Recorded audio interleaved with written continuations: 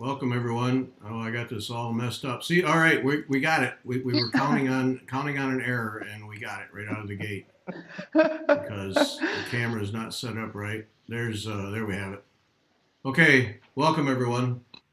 I think we got it now. Yes, we do. It's wonderful. There's April. Oh,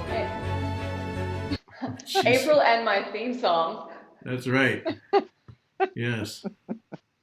Oh, I see what I did. Okay, well, all right. We officially are live because I've messed up the engineering part. So great.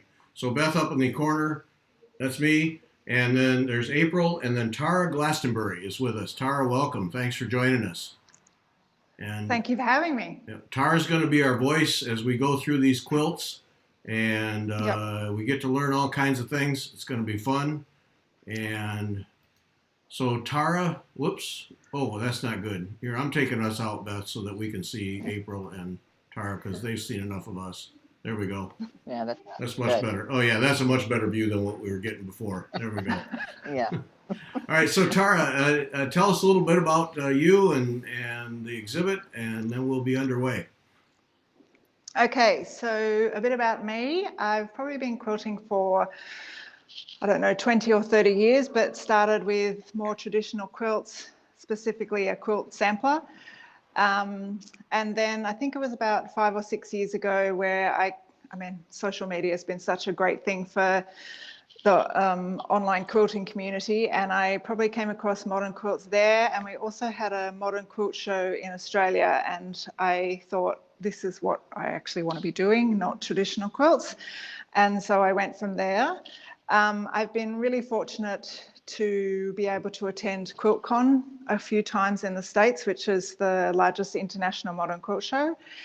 And I realised that there were actually quite a lot of Australians showing each year, or chosen to show each year. And with coronavirus, QuiltCon went online this year, and when they decided to do that, probably in about May last year, I realised I wouldn't get my fix of modern quilts. And about the same time, April put a call out on Instagram for shows for this year. And I thought, why not organise my own modern quilt show? And so or exhibition, because modern quilts get shown quite often in galleries in the States, but they don't really get much of a showing in galleries in Australia. So I thought it was a really good opportunity to get them into galleries here, get locals exposed to modern quilts, and hopefully have them shown a bit more regularly. So that's how this came about. Excellent. So now tonight we're going to see some of yours, a lot of yours. So there's 12 artists in the show, and all of them have shown previously at QuiltCon. And basically I went through and chose 12 quilts that I wanted to have shown, and then I contacted each of the artists and we talked about a second quilt that's a progression of their work. And so I have 2 quilts in show, and the other 11 artists have 2 quilts in show as well. Oh, okay. Excellent. Yeah. All right. So everyone has 2. All right. Great. A quick question. What makes it a modern quilt? So I guess there's nothing completely definitive, but there are aspects of quilting that are typical for modern quilts. So often it's use of bold colours, strong geometrics, use of negative space. Sometimes it can be improvisation. It can be things like modern traditionalism, so taking a traditional pattern but making it modern, and there's an example of that in this show. And also often uses of solid fabrics rather than pattern fabrics. Pattern fabrics do get used, but there tends to be a predominance of solid colours. Does that help? Yes. Yeah, thank you. Now, excellent. One thing, I know about 3 things about quilts, so I'm going to use one of them right here. Okay. We have the design, and then we have the quilting, which the quilting patterns. In these quilts, is that also part of the presentation, or do we not pay as much attention to that? Oh no, we definitely pay as much attention to that. So Okay. the patchwork is the thing that's the sewing the fabrics together, and then the quilting is actually, yes, what you're talking about, the stitching over the top. I guess that's another thing that's quite different about modern quilts. The quilting itself can be quite linear and spare, but there also can be a mix of machine quilting and hand quilting and things like that as well. So I'll show you a few of those examples as we go around too. Okay. All right. Let's have at it. Go for it. Excellent. So the first artist we're going to look at here is Caroline Hadley. She's a Melbourne-based artist. She has 2 quilts here, which is this. We're looking first at her second one, if that makes sense. So Caroline is very into design. She posts on Instagram every week a quilt design. They don't always become quilts though. In fact, they quite rarely become quilts. But she's very into, like, this looks quite complex as a pattern, but it's really made up of like half square triangles and half square rectangles. That's how it's pieced together. And then there's a really simple linear quilting pattern over the top. I think this one is also a really good example of use of negative space. And I saw this one online before I saw it live, but this red is just really amazing and really draws you in. So I don't know if you can quite see that online, but it's something else, that colour. No, it's very vibrant. Yes. Yes. Yeah. Okay. Yeah. Can we explore that a little bit, April? Can indeed. So Yeah. yeah, I don't know if you can see the color, but it is so like fire engine red, really. Yeah, almost orange nearly Yeah. too. If you look over here, you can see the construction. So you can see that that's a patch, and it's a half square triangle, and that's how the whole thing's constructed. And you can see the one above it's the same, and then it's got this linear quilting over the top. Can you guys see that? Oh, I see how she did it. Great. Oh, okay. Now it comes to Yeah. me. Yeah. So these pieces are called half square triangles. So it's a square with 2 half triangles. Oh, okay. Wow. So that one was all machine pieced and then machine quilted as well. So it's literally squares put together, but you would never guess that. Yeah, squares and rectangles. I'll be darned. Okay. Often Caroline's designs are like this. They're quite clever, and you have to stare at them for some time to figure out how they've been constructed. So is the red in the center the same as the red on the edges? Yes. All the background, that red's the same color. It is all the same color. It's interesting Okay. because it doesn't Yeah. look it, does it? No. No. Yeah, I think maybe online the white and pink on top of it make the red look a bit different, but when you see it in real life, it's definitely the same color. Just beautiful. That is, Okay. it is, Yeah. and it's amazing. Yes, that's the kind of showstopper at the front door. And this is Caroline's first quilt. So this one is Caroline says that she designs her quilts to match where she's up to with her sewing skills. So this was designed when she was starting to figure out how to piece curves. And again, this one would have been on her Instagram feed as a design before she turned it into a quilt. And this one has quite detailed quilting over the top. It was quilted by a woman in the States called Steph Scardle. And it has quite a mixture at this time of lines and curves. Yeah, quilting over the top. So it's a bit more detailed.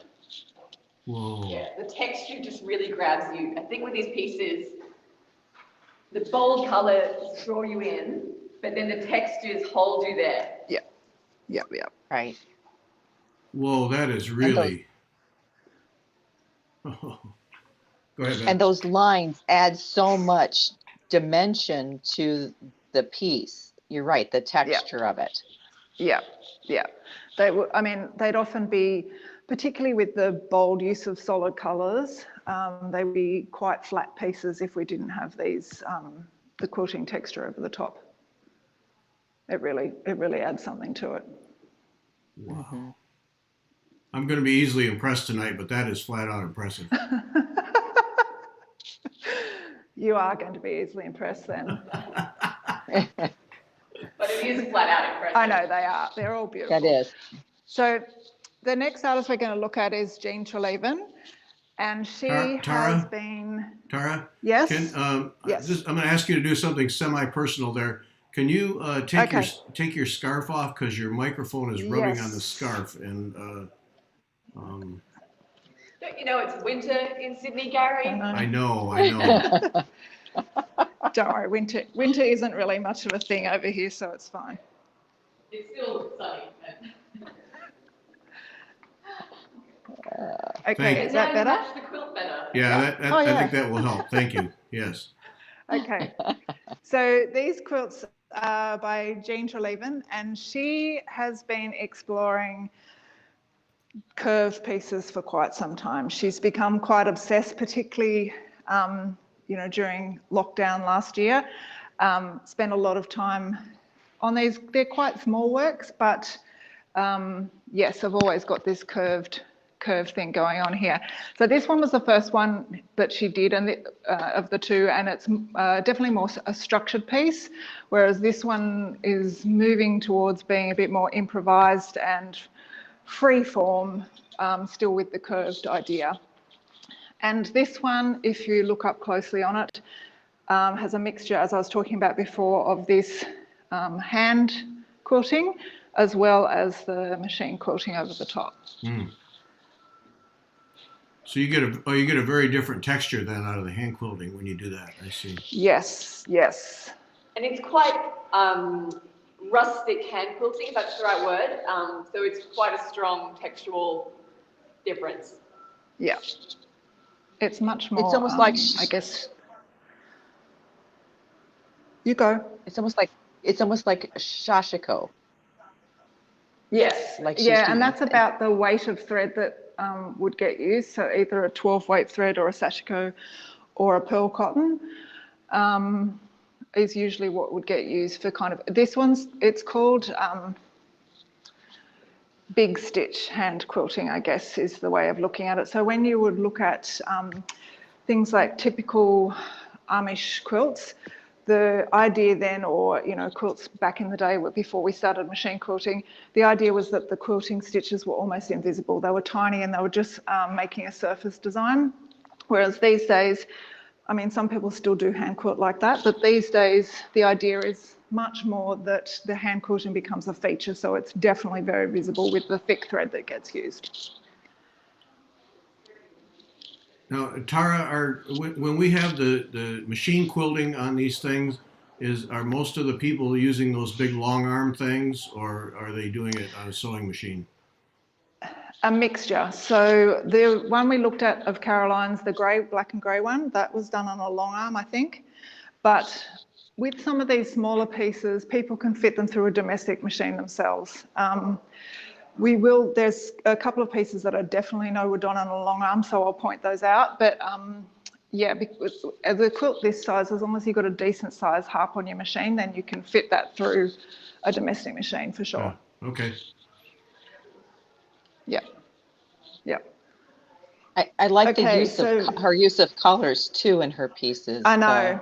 They're really bold. I particularly like the use of the striped fabric in this one. It's really really effective. Yes. All right. Terrific. Should we go here next? Yeah. Okay, so these two quilts are by Diana Vandiar. This is a really good example of what I was talking about before of modern traditionalism. So typically this shape with hexagons would be done with what's called English paper piecing, where you have a paper template inside fabric and it makes a kind of flower. That's a pattern called Grandmother's Flower Garden. So Diana's taken that and really made it quite free form, improvised the pieces, and you can still see the hexagon within the hexagon that's forming the flower, but it's a much more modern take on it. And this one, I really love the mix of hand quilting and machine versus, combined with machine quilting. And it's also a range of different color thread, which really adds to it as well. Oh, yeah. Oh, that is great. Yeah, Diana's also known for her particular use of color. So she likes putting combinations of colors together that I guess wouldn't typically be put together, but they're just so effective. I love the kind of pops of jade green here and hot pink up here.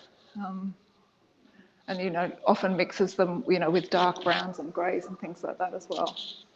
It's interesting at a distance how random that looks. And then when April got right in there Yes. close, is very, very tightly planned. Yeah. Yes. I think that's one of those ones too, when you photograph it as well, you can suddenly see where all the flowers are, but not necessarily when you're standing kind of a metre away from it or something. Right. The stitching, the quilting, the differences it really adds something. Wow. That totally does. Yeah. Yeah. It looks. Oh, okay. So this was her second piece that she was kind of doing as a progression from the first one. And this one is actually hand pieced. So where that one I think is machine pieced, I'm just going to double check. No, it doesn't say. But yeah, this one's all hand pieced. So it's pieced more how a traditional grandmother's flower garden would have been pieced. But I guess it's now taking it even more abstract. Still hand pieced, but this one is entirely hand quilted. And it's interesting to me how these centre ones, just by the way she's quilted them, really stand out as separate hexagons, even though they're not. They're just, it's just the way it's been quilted that's bringing them out to that effect. And again, a kind of typical Diana colour palette here as well. I personally love the title of this piece. So yeah, this one's Grandmother's Freaking Garden. I feel like that's what you're saying after hand piecing the quilt. You're like, oh, grandmother's freaking garden. Yeah, I think also this one I think was made last year as well, so it's probably a reference to kind of the year that was as well, I think. Yeah. Yeah. Oh no, good here. So these next two we're going to look at are by Tanya Tante.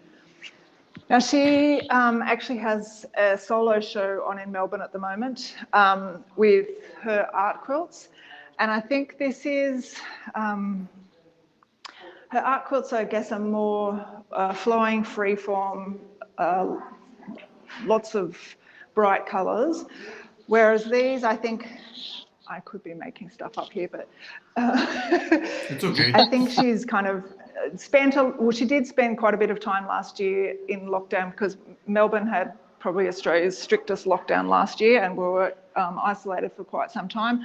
So she did a lot of online courses, and this one was made beforehand, but she did this with Libs Elliott, who came to Melbourne the year before last, and she did this as part of a workshop with Libs.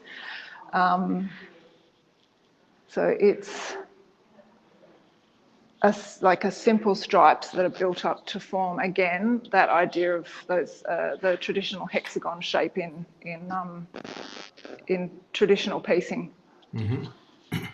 And this That one, is as you just can see, is amazing. really quite heavily quilted, but lots of different directions. And Did but she again, quilt that all herself? Yes. Oh. Now, when you go to quilt, you get all the pieces together, got the top, got the bottom on, you bring it together, and you're going to quilt it.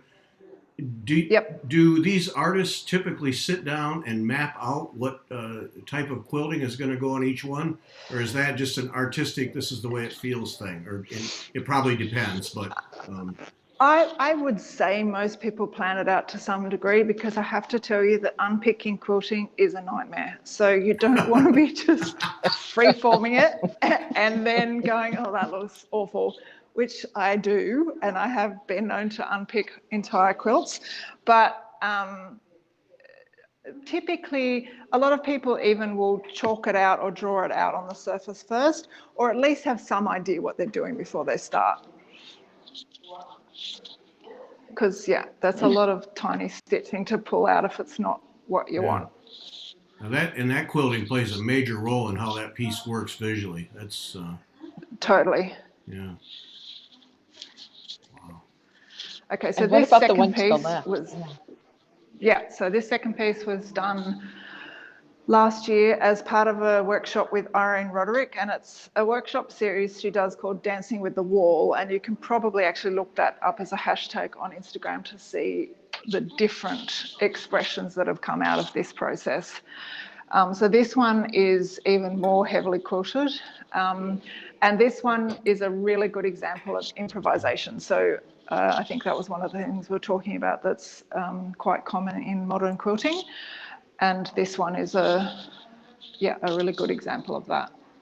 So lots of different elements constructed and then stuck on a design wall, and then continuing to make pieces around that to fit it together as a construction. So a lot of modern quilters will work that way, where they will, particularly when working with improvisation, you'll sew certain elements. So something like, this piece might be an element that you'd sew together, and then you'll stick that piece on a design wall and continue building pieces around it and then sew them together at the end. Now, Does she say? Go ahead. Yeah, go ahead. Is she using her any hand dyed fabric? That background is what I'm. I don't think so in that one. Oh, okay. No, I think they're just a series of low volume fabrics. Okay. I don't think they've been. I mean, it wouldn't surprise me if some Australian quilters resorted to hand dyeing, because we're having an enormous amount of trouble getting fabric over here at the moment. But I'm pretty sure they're all commercial fabrics. Now, are we working primarily with these with just basic cotton fabrics, or do we change off different types of fabrics? So the ones we've looked at so far have all been, yes, standard quilting cotton, but there are a few later in the show that use other fabrics, so I'll point those out when we get to them. Okay. Some of them are more obvious than others. So the next two quilts we're going to look at are Kate Henderson's quilts. Now she, I'm just trying to think what's coming up, but I'm pretty sure she's the only artist we're looking at whose works are using applique. So this one is just a quilt that was inspired by paper cuts, and the way Kate works is that, well, with the two quilts we have here, she constructs each of these as individual blocks and then sews them together afterwards. So she works in these small units first and then sews them together. Now this one has all been hand quilted. I don't know if you can see, it's just got a, and it's the same colour thread on the fabric, but she's used crosses as the quilting on this, and then just a straight stitch around the grey shapes.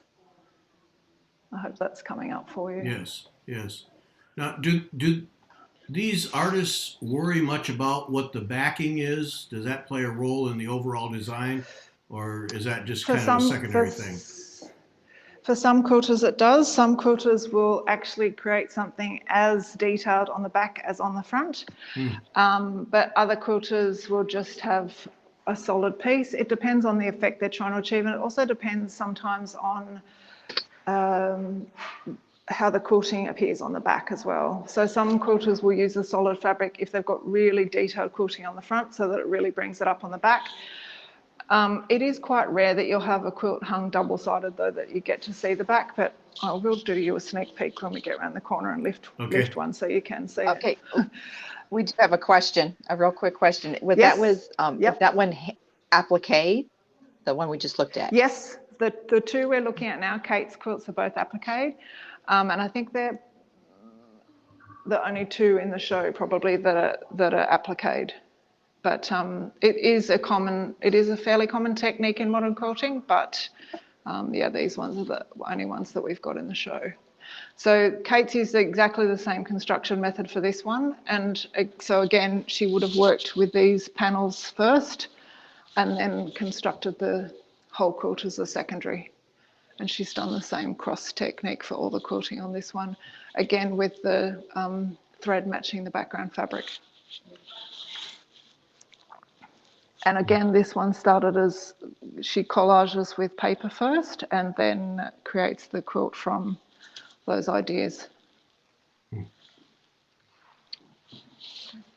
I love the contrast of the rather random shape applique, and then you get down to the quilting where it's very precise and exact. Yeah.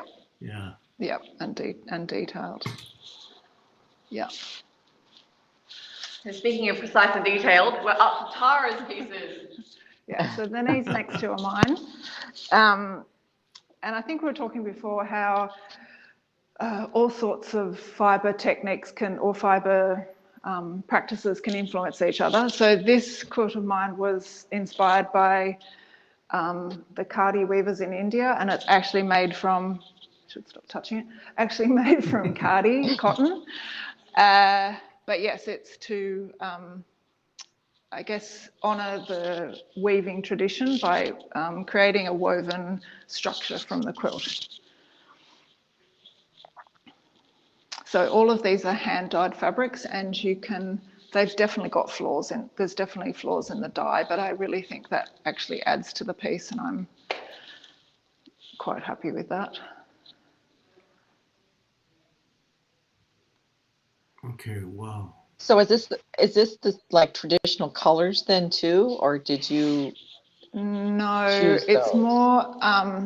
No, I chose these ones. So I was following a woman who she's Australian, but she goes to India quite a lot and buys textiles. But she was talking to one of her weaving collective over there who were saying that they really needed to find a new market for their khadi fabric. So khadi is kind of the everyday fabric where they live, and it was probably more traditionally white and undyed. But I think because a lot of Indians are now choosing to wear more Western style clothing, there's not as strong a market for the khadis. And so I thought, well, maybe we could do a collaboration and we can see what we can come up with in terms of a quilt pattern, so that showing people that not everything has to be done with quilting cotton, and we can look at other fabrics to create quilts, and it still comes together. Mm-hmm. It's interesting how you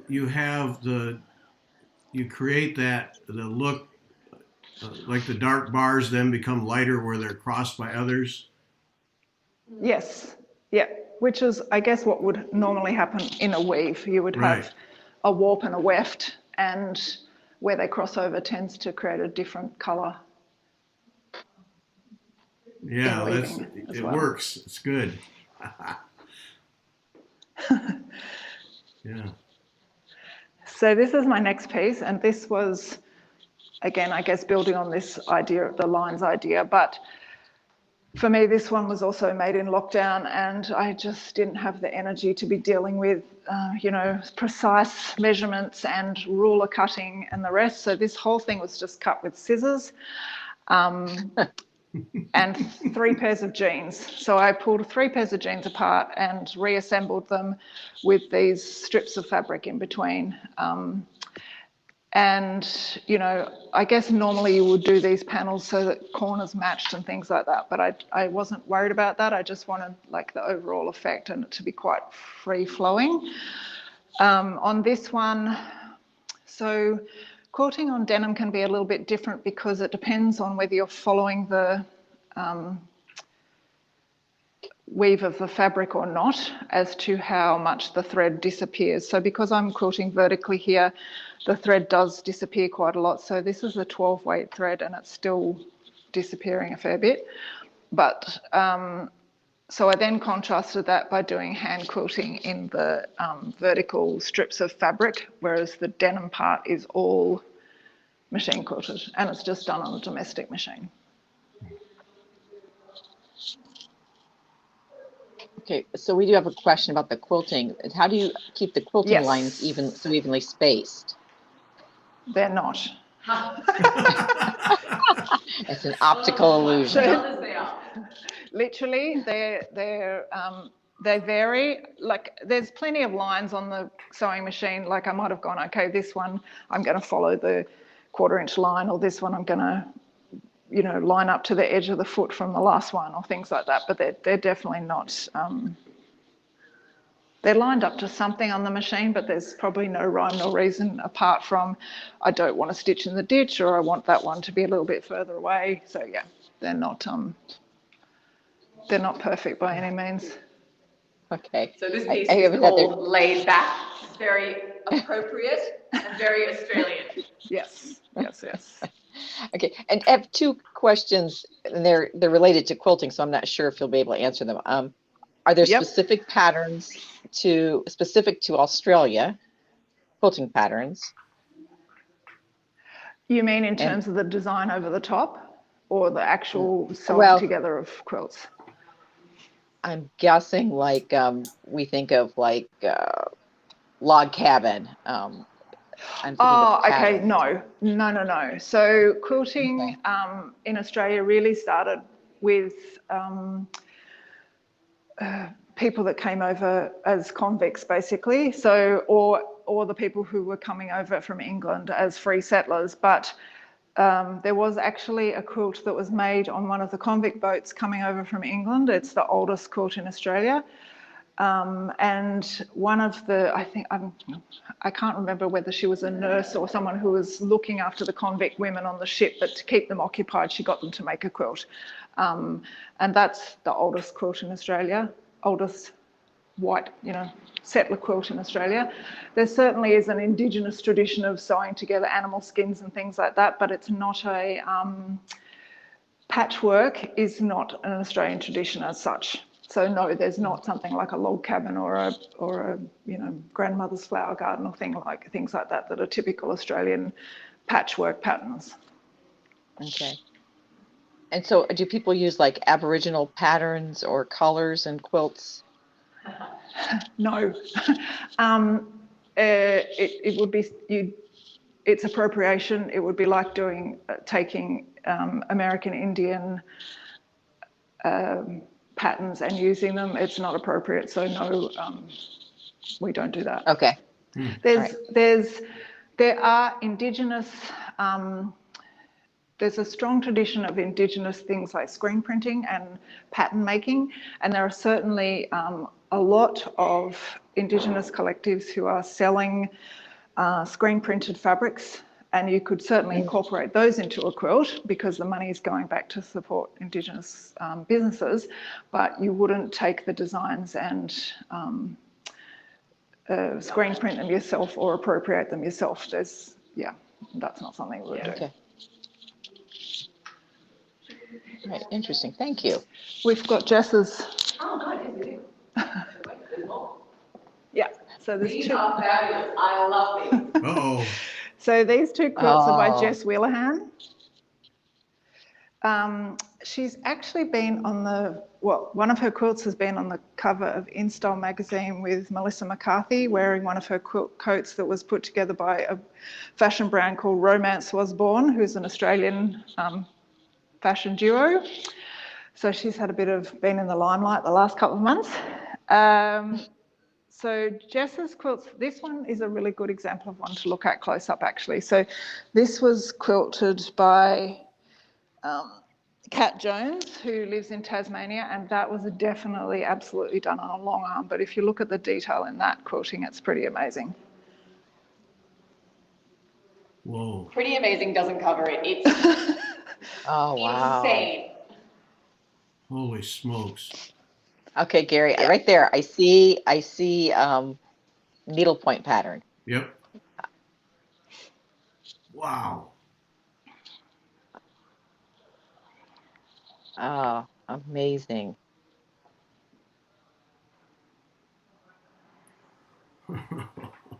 And that's all on a long arm? Yeah, Oh, jeez. that's a Wow. lot of thread burying right there. Oh, Look at that. Why do I say that? Like we aren't looking at it. I know. I'm just flabbergasted by the amount of detail. The detail. Yeah, yeah. So both Jess's quilts here are great examples of improvised quilts. In this one, she was taking words and putting them all together, so they're kind of losing their meaning, but they would have just been, so there's no pattern or anything to the way she's putting these together. She just would have done the words separately and then, I guess, kind of constructed the quilt around them as she's putting them on the design wall. This gets to a question that I had earlier but didn't ask, so I'll ask now. So I was wondering if quilters try to make statements with their quilts. Clearly she's doing that here, but not always.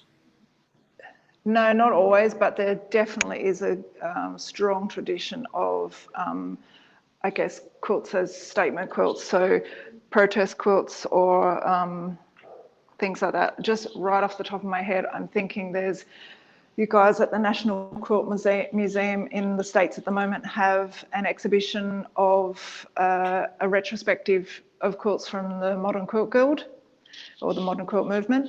And one of those quilts is, it's a dark blue piece and it's been online recently, lots of little yellow squares on it. And the yellow squares each depict a child that was removed from their parents at the Mexican border. So there are a lot of very powerful quilts. And yes, there's certainly quite a tradition of statement quilts with modern quilting. Mm-hmm. So this is Jess's second piece, and this is a line from a Fleetwood Mac song, Dreams, that I think became quite popular or came to prominence again with a TikTok video during last year. So she's turned that into a quilt. I love how Jess signs her quilts too. Like that's pretty bold statement down there. JW21. There we go. And this, I guess, is a good example of all types of fabrics in this one as well. So there's metallics here and, bits of lace here and corduroy and velvety bits. Some wool pieces, I think, as well. Yeah, so all sorts of different fabrics sewn into that one. And this one's all hand quilted. Mm. And we've even got some raised three-dimensional pieces on this one as well. Oh, yeah.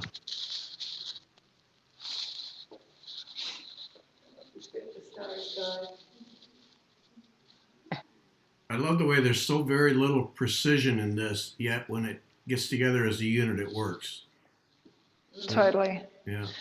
And also quite a bit of, that's a traditional kind of flying geese pattern there. But then there's other places where there's things appliqued or just stitched over the top as well. So some of these crosses are pieced crosses, and then some of them are constructed by just being stitched over the top. Mm-hmm. Have to send that one to Stevie next. Yeah, she should. And we're asking whose piece is this? Jess Willahan is her name.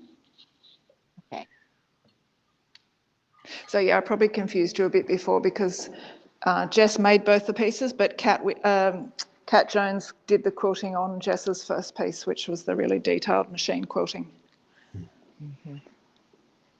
Is that normal for quilters to work with, like in a partnership? Or quite often, because it really depends on the quilter's preference. So if you were wanting something that was really going to be heavily detailed and quilted like that, but your skills weren't up to it, then yes, you would send it out. And for some designers, it's all about the construction of the top or the colours of the top and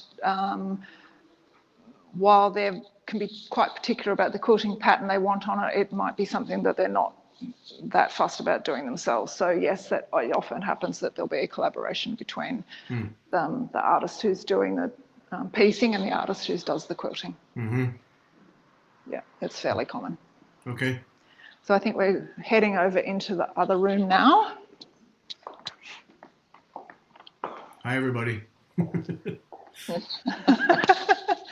How should we do this? This wall first, do you think?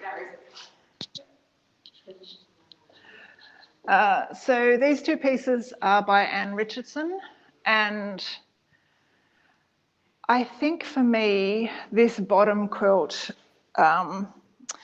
probably typifies, if there's anything about Australian quilting, then I think this quilt story kind of typifies that for me. So Anne made it a few years ago as part of a fabric challenge that was put on by QuiltCon. And as is typical in Australia, we can't always get all the fabrics that are supposed to be used in this kind of thing, but Anne just decided to give it a go anyway. And I think she'd kind of left it a little bit to the last minute, but yeah, she just had a go,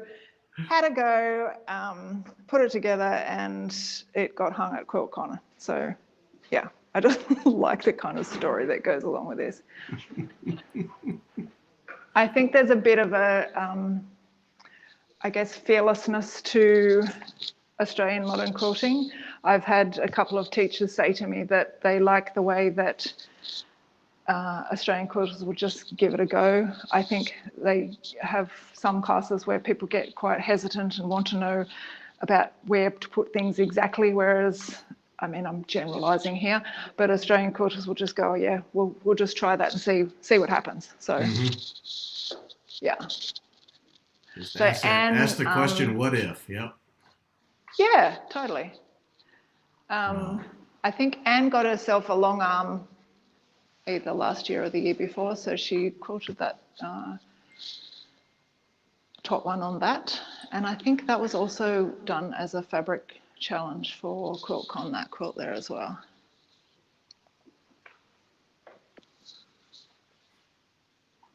Now, I've seen a couple of long arms, and there's quite a skill level to develop with those, isn't there? Oh yeah. Yep. I mean, free motion quilting in general is quite a skill to develop. It's definitely not a skill I have. Yeah, it's basically, I guess it's a little bit like machine embroidery where you're freestyle drawing on fabric with the machine. But yes, the long arm adds a whole level of complexity just because of the size and the way it's loaded into the machine and things like that as well. Okay, so our next two quilts are by Lorena Yurate. I really wanted to include this quilt purely for the texture. This is a quilt pattern of Lorena's, and she usually works, I've chosen two quilts of hers that are very atypical. She usually works in full-on bright colours. And this is a pattern of hers that she's made quite a few of, but she wanted to try one in just one colour. And I really just love, this is all fabrics that she's just had in her stash, and it's just such a wonderful mix of seersuckers and quilting fabrics and laces and all sorts of different things, but I just think it's really effective. And this one actually was also quilted by Kat Jones. This is my winner. This is my winner. White on white on white. Yeah. Wow. And so you can see too that the fabric that's in the background is less textural, has all the quilting on it, while the circular shapes in the centre that are mostly the ones that are using all the textural fabrics have no quilting on them. So it makes those circles really stand out. So I'm going to be cheeky here and show you the back of this one as well, even though I'm not supposed to touch them. But this is one of Lorena's favourite Liberty fabrics. So you can see that she's just got a full piece of fabric on the back of that one. Whoa. I really love the way she's found this as well. That aqua color just really frames it well. Yeah, that's the winner right there for me. Wow. Wow. So this quilt is also by Lorena. It's called Positive Negative. If that one gets in her way and she needs it out of her house, you just tell her to send it right to me. She is actually looking to get rid of that one. I do happen to know that. Yeah, so this one's called Positive Negative, which Lorena made during quite a difficult time, but it's all pieced on using scraps that she'd recently made a red and white quilt. So it's all the scraps from that. And it's really quite tiny piecing as well. So all the negative shapes in here, and then all the positives that have turned into a big positive. Mm. So the machine quilting on this one is again quite simple. It's just a linear quilting, but it stops when you get to the red cross, and there's no quilting on that. Mm-hmm. Wow. But yeah, so many different little fabrics used, but they're all come together as the whole with the red in them, red and white. So many ways of bringing all those pieces together. Yep, totally. So Lorena typically makes quilts that are quite usable. So she's very some of the pieces in here would definitely be kind of deemed art quilts or could only be hung on a wall because of the size of them, whereas Lorena's typically tend to be bed quilts or throw quilts or things like that are also meant to be used. Mm-hmm. Although I'm not sure how I'd go with a white quilt. I think it would not be white tough for very long. So these next quilts are by Sandra Dorse. You can see here this one's quite a small one, which we're talking about, so that's not something you would be using for anything else other than hanging on the wall. And so again, this one was one that she did as a result of a challenge to use certain fabrics. And I think this one, we were talking before about using lots of different materials as well. So Sandra's used quite a few different, there's bits of velvet used in here and a lot of linen, but also, yeah, some quilting cotton. And this one also is a good mix of hand and machine quilting and curved and straight piecing as well. I like how she adds just that little pop of color to. That's exactly what I was about to say. Yes, those little pops of like the green, but also that fluorescent in there, that kind of acid yellow. Right. Really draw your eye across the quilt. Along with the neutrals in there. Mm.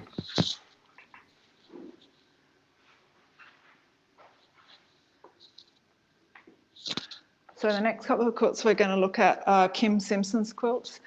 And Kim has quite a few health issues, and these quilts, I guess, are a way of her managing that and, working through pain and things like that. So this quilt is called Neuralgia, and it's kind of that right brain, left brain hemisphere divide. She's got, again, a mix of machine quilting in the verticals, but then she does this really interesting red highlights here that have the hand quilting through them. Mm-hmm. And she is saying that these orange pieces that are inserted are kind of moments of pain for her. So I think that's quite effective in terms of how it kind of bleeds into her every day with the quilting. Tara, when we look at these pieces now, like if we're having needlework judged, we're looking at tension and precision of the stitches and those kinds of things. When you judge quilting, what kinds of things do you look for? So I think that would quite depend on what type of quilting and the show you're doing. If you're looking at traditional quilting, then it would be, I think, the same. So it's precision of piecing, stitch consistency, those kinds of things. In modern quilting, while I guess there's a bit of tension between whether that is definitely what you want to be looking for or whether you want to be looking for the overall idea of the quilt and how it reads as a piece of art, because you don't necessarily go into an art gallery and look at a painting and go, oh, the person's brush strokes aren't all even, so they get marked down on that. Like, I think modern quilting has, while that's definitely part of it, I don't want to say that it's not, that, you know, the skill of the maker is definitely there. I think a lot of it is to do with the artistic intent as well. Okay. Because these quilts, so in a traditional quilt show, a lot of the quilts might be taken from patterns, where none of these quilts in here are taken from patterns. They're taken from the artist's head, I guess, and they're one-offs. Yeah. Okay.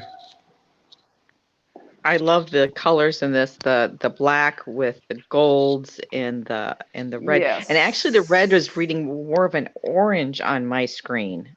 Is it more of Yeah, an orange color, or is it just? It's definitely an orangey red. Yeah. Yeah. Yeah, it's very effective, that one. So this is Kim's second quilt. It's called Fatigue, and it's a little bit of a play on a fuel gauge. Oh. So running on empty when she's fatigued. But that's a much larger scale in terms of piecing, this quilt.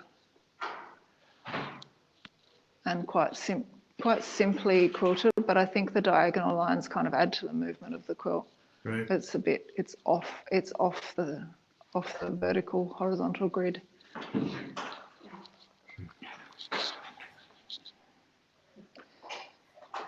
Okay, so we're coming to the last two quilts here, and these are by Dijk Jobbins, and her piecing kind of blows my mind a little bit. I can't fathom how she does these sometimes.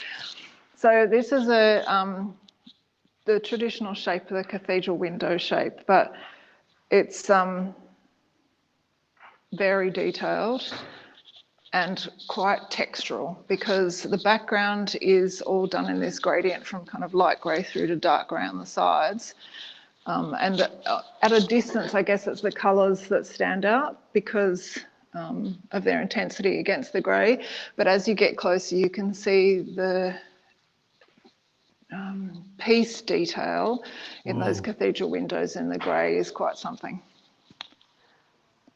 Wow. So the shading is all achieved by piecing, not by dye. No, that's by Dijk. I think it's a piece of it's a piece of ombre fabric, but just the way the so that's kind of cut out and folded back, if that makes sense. Yeah, so this part is cut out and then folded back. So I think that's what makes it look like it's a different fabric sometimes over the top. I think she has a background fabric and that's folded out over it. And then she pieced all those circles and placed them inside. Yes. She probably did those first. I'm just checking for you. So she machined more than 500 square tiles to a pieced background. So she effectively added an extra layer of fabric. Oh. So I suspect those colours, that colour background is a whole pieced quilt underneath in those coloured stripes. And then she's added the grey as a separate layer over the top. Whoa. Oh my. Yeah. And yes. Oh. That's a neighbor. That's a cathedral window pattern. That is amazing. And just her color choices and how it moves. Your eye moves Yeah. around with the dots, and then when you get close, wow. Yeah. That's outstanding. Just to visualize that. Oh, Oh, I know. And this one actually makes my mind hurt even more because each of these hexagons is either a single fabric or 2 fabrics or sometimes 3 fabrics. Now, normally with hexagons, and we looked at those on Diana's quilt before, the traditional way is that you have a piece of cardboard or paper inside the shape, and then you're stitching along the edges, and then you remove the papers afterwards. So what Di's done here is actually, instead of stitching the hexagon pieces together, she's just stitched all the hexagons to the back. Oh. Oh my. Yeah. So Okay. it's basically the quilting that's holding this all together, Oh. rather than each hexagon stitched to each other. It's really effective. It's like an unpieced quilted. Yeah, but it's just the texture it gives it is amazing. And I like, especially in these edge bits here, where it kind of, where you can see where the hexagons end and the background is. I think that's where you can really see how this quilt's constructed. And did she buy did she hand dye her fabric, or is that just No, that's quilting cotton. Yeah. Okay. Yeah. Oh, that's just so striking. Yeah. unbelievable. Yes, I can't even imagine how long that took her to stitch that together. Wow. And it's not what people think of when they think quilts. This isn't the image that springs to mind. No. Almost digital looking. It is. I mean, that's both of those are other level quilting. From what little I know, I mean, they're clearly just a completely different level of skill, but also Yeah, I just think vision. Di's been quilting for quite a while, so she probably has a very solid base in traditional quilting. And I think that's what is really showing through here is her, really solid understanding of traditional techniques and shapes and things like that. But then she's giving them a modern twist with the way she uses texture and colour. Amazing work. And I think I've died. Nope, you're still with us. Oh, So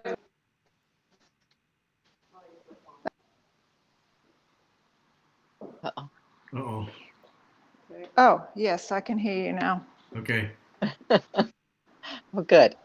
Those are just Sorry, did you just hear what I amazing said quilts. about Di's quilts? Yes, we did. We got it. Yep. Oh, good. Well, that was a treat. Thank you. Yes. No worries.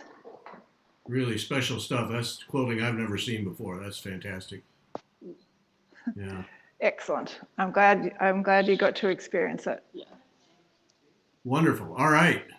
You got anything else, Beth, or are we done? I think just a quick, I what think- did they use for like batting between? Is anything specific used, or? It depends. Some quilters use cotton, some use wool, some use a combination like a cotton wool or a poly or something like that. But yeah, I think a lot of them, because it's pure cotton's usually used on the front or a pure used on the front, most quilters will use something like a pure wool or a pure cotton in between. Okay.